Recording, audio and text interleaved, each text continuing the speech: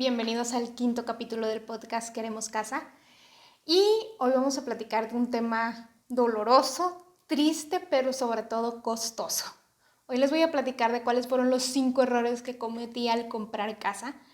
Y claro, es costoso porque los errores cuestan, ¿no? Y en el momento de comprar casa cuestan dinero y mucho.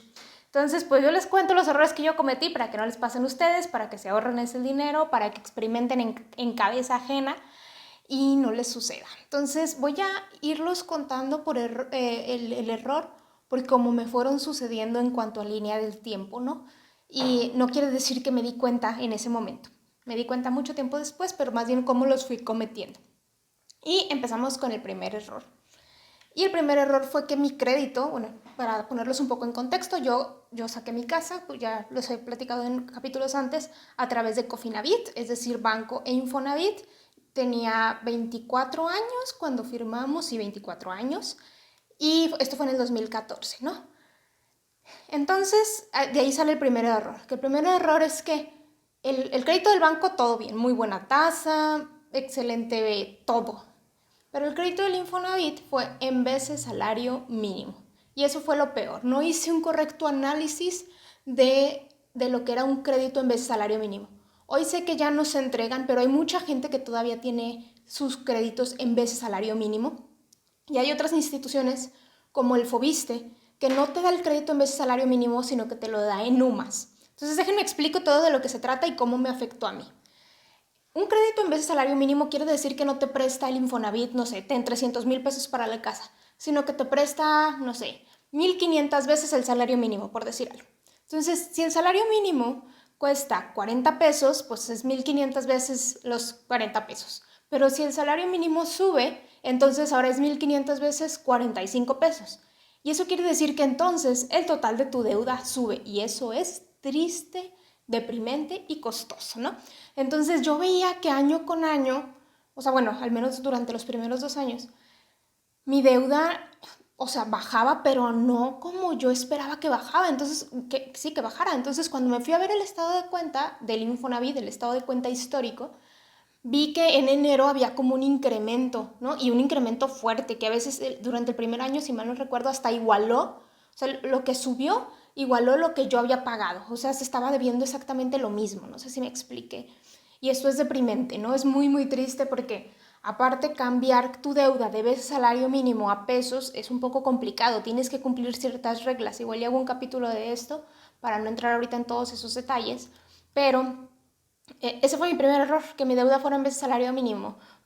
Hoy en día, les digo, ya no se dan créditos así, siguen existiendo créditos así. Si ustedes tienen su crédito en vez de salario mínimo, huyan, no, bueno, no huyan, más bien paguen, pero vean si pueden adquirir algún otro crédito, cambiarla a pesos, liquidarlo lo antes posible, porque la deuda va a ir subiendo, ¿no? Digo, hay que analizar exactamente en qué momento de su deuda están y eso, pero ese fue mi primer error, haberlo adquirido en vez de salario mínimo, porque subí el salario mínimo y subía mi deuda, ¿no? Pasamos al segundo error, que fue, de hecho, por eso me inspiré en uno de los capítulos en los que les platiqué de los servicios y garantías, porque yo cometí el error, para contarles en tiempo. En todo les voy a contar en tiempo y voy a poner mis ejemplos y todo para que, pues para que vean de que cómo suceden las cosas, ¿no? De una manera más realista, más humana. La casa nos la entregaron a nosotros, si mal no recuerdo, un 17 de octubre del 2014. Y pues yo pues estaba chava, se me hacía fácil. Y yo dije, no, pues luego le ponemos los servicios, ¿no? Creo que pusimos agua y luz y ya, y todavía no nos mudábamos, y no nos pasaron meses, diciembre, enero, llegó febrero, si mal no recuerdo. Y ya nos íbamos a mudar en marzo, abril. Y dije, pues es momento de poner el gas natural, ¿no? Pero esto aplica para cualquier otro servicio. Entonces ya cuando vinieron a poner el gas, pues ya se había vencido mi tiempo de garantía. Entonces, pues hay que prender una veladora para que todo salga bien, ¿verdad? Y resulta que no salió bien. Resulta que al momento de que los del gas vinieron a ponerlo, el servicio, pues una de las tuberías estaba dañada, tenía agua adentro, la tubería del gas tenía agua adentro, no soy un especialista del tema, eso fue lo que recuerdo que me dijeron, ya hace algunos años de eso, y es de, oye, pues está dañada, tenemos que hacer un proceso de reparación, de extracción y no sé qué, que costó miles de pesos, y que obviamente no entró en garantía porque ya habían pasado meses desde que me entregaron la casa y la garantía ya se había vencido. Entonces, por eso yo les decía en el capítulo, creo que fue el capítulo 3, de, oigan, en cuanto les entreguen su casa, validen las garantías por servicio. ¿Cuánto tiempo tengo para agua? ¿Cuánto tiempo tengo para luz, para gas, todo? Porque hay muchos lugares donde sí te dan a lo mejor un año de garantía o 90 días o 30 días, pero si no lo preguntamos puntualmente por servicio, pudiera ser que ahí le perdiéramos, ¿no? Como fue lo que me sucedió a mí. Afortunadamente, pues bueno, tuvimos que pagar, pero se arregló el problema y se instaló todo y hasta el momento no había ningún inconveniente, pero más bien pues ese fue un tema, o sea, un error nuestro, creo yo. Y pasamos al tercer punto, que este punto es, bueno, yo he buscado un montón de información sobre este tema, he leído, investigado, preguntado a gente y todo, y sigue siendo como una nube negra que sigue rondando. Voy a hacer un capítulo especial de esto, y es el famosísimo y misterioso bono de las ecotecnologías. ¿Qué es este bono? Es un bono que te da el Infonavit para que tú hagas que tu casa sea ecoamigable, es decir, que tengas focos ahorradores, que tengas productos ahorradores y te da un bono como un beneficio. En ese momento, cuando yo compré la casa, pues nada más te dicen, es tu bono y está súper padre, ¿no? Úsalo, ¿no? Entonces yo, pues sin saber, ¿verdad? Fui y compré con ese bono, si no me equivoco, creo que compré, no sé, un boiler y un mini split, algo así alcanzaba, ¿no? ¿Y qué sucede? Que en cuanto uses ese bono, te lo suben a la deuda. ¿No? O sea, ya te habían prestado, no sé, 250,000 pesos, 300,000 pesos y el bono te lo incrementan. O en ese momento así funcionaba, te lo incrementaron a la deuda. Hoy el bono de las ecotecnologías ya no funciona así, haré un capítulo de eso. Pero en ese momento mi deuda subió lo equivalente a lo que me habían dado del bono. Y eso es lo peor, ¿no? ¿Por qué? Porque eso quiere decir que financiaste un boiler y un mini split a 30 años, que es el crédito del Infonavit, a una tasa de interés del 12% y con una deuda en vez de salario mínimo. O sea, imagínense, todo mal, ¿no? Entonces es mejor que pues o te aguantes un tiempo sin tener eso, o ahorres por tu cuenta para tener eso, o lo compres con una tarjeta a meses sin intereses, ¿no? O sea, eso es lo peor porque es un crédito que termina saliendo muy, muy caro, ¿no? Entonces ese fue el tercer error, lo pagué muy caro. Y pasamos al cuarto error, y este cuarto error es de los más, pues de los más graves, es de los que abordo y detallo muy bien en el taller que damos próximamente, 26 de septiembre, por si alguien se quiere inscribir. Todavía tenemos algunos lugares, pero este error y que mucha gente no lo ve así o no lo ve como prioridad, que es que no le adelantes a tu casa durante los primeros años del crédito. Es decir, y lo entiendo, estuve en esa posición, yo me equivoqué en eso. Y es que nos entregaron la casa, les digo, en el 2014, y pues lo primero que buscas recién casado, con casa, pues es como amueblarle, que meterle, que irle haciendo la casa y esas cosas, en lugar de ver, oye, pues cómo se va comportando mi crédito, ¿no? Y la realidad es que hoy los primeros 5 años de un crédito hipotecario son los más caros, y de esos 5 los primeros 2 años son los más caros, donde el 70-80% de tu mensualidad se va a interés. Entonces, si tú durante ese tiempo le adelantaras a la deuda, ganarías muchísima ventaja, bajarías muchísimos años por a lo mejor un adelanto que no representa tanto para ti, pero al final, a un largo plazo, terminas ganando mucho en cuanto a tiempo de deuda y en cuanto a cantidad de intereses pagados, ¿no?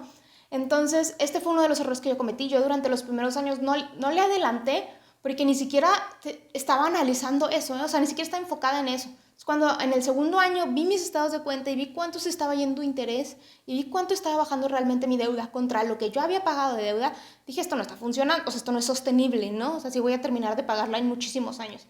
Y fue ahí cuando le empecé a adelantar, ¿no? Que bueno, haré a lo mejor un capítulo de eso, lo abordamos más en el taller con todas las estrategias de cómo adelantarle y qué medir y todo eso, pero sí es un grave error no adelantar, y esto funciona en cualquier crédito, ¿no? Tengas una casa, o sea, si ves que la tasa de interés y que te conviene adelantarle, es una muy buena decisión. Yo me arrepiento un montón de no haberlo hecho, ¿no? Me salió muy caro.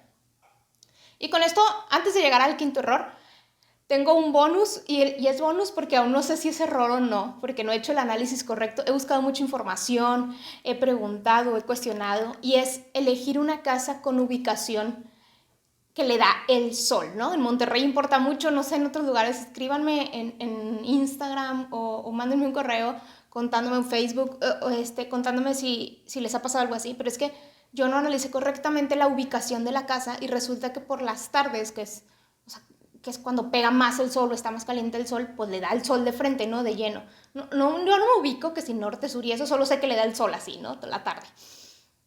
Y entonces esto, en teoría, afecta, ¿no? En cuanto al deterioro de los muebles que pudieras tener y que se vean impactados por eso, o sea, si tienes una ventana o algo se deteriora, o las persianas que tengas o cortinas, o los protectores de puerta, o la puerta en sí misma, ¿no? O sea, en teoría hay una afectación de eso. Además hay una afectación, en teoría, de los recibos de luz, ¿no? ¿Por qué? Pues porque utilizas más, a lo mejor, o ventilador, o mini split, o esas cosas para que la casa esté fresca. Entonces, en teoría, según lo que dice la teoría, sale 70% más caro tener una casa que le da el sol, o sea, en cuanto a recibo de luz, que a una que no le da el sol. ¿Y por qué les digo en teoría? Porque hoy en día las casas también traen como que pintura aislante, o porque la ubicación pudiera ayudar a que el aire que circula por la casa disminuya esta afectación. Y yo haciendo comparativa con vecinos y así en cuanto al recibo de luz que tienen una ubicación a las que no les da el sol, pareciera que sale lo mismo. Entonces, por eso todavía no estoy segura de si es un error o no. Si ya lo confirmo, luego les contaré de esto. Pero denle una pensada cuando elijan la casa, vean exactamente la ubicación, vayan a distintas horas para que puedan probar en qué momentos le da el sol, si afecta, si es fresca, ese tipo de cosas. Aún no sé si es un error, por eso lo puse como bonus, porque no sé todavía si lo es. Y entonces llegamos al quinto error, que este quinto error lo acabo de cometer, o sea, acaba de suceder y bueno, es nuevecito.